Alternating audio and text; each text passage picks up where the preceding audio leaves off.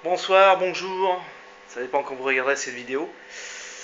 Je pensais que ce monde tourne complètement à l'envers.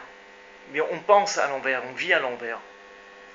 Et par rapport à l'exemple de l'alimentation, on mange à l'envers. Parce que on s'est rendu compte qu'en fin de compte, que par exemple pour les fruits, il vaut mieux les manger avant le repas principal, avant le cuit, avant les légumes, avant les légumineuses, avant les tuberculeux, etc. Parce que les fruits fermentent avant tout le reste.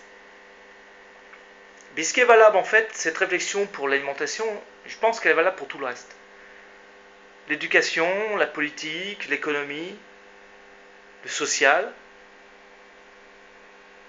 et l'aspect aussi de considérer aussi des animaux bien sûr.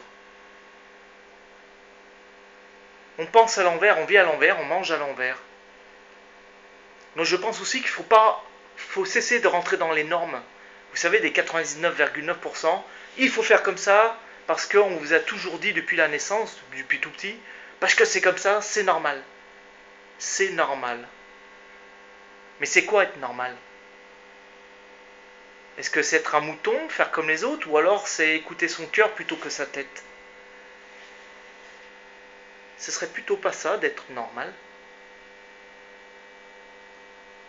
Alors moi je pense qu'il faut être anormal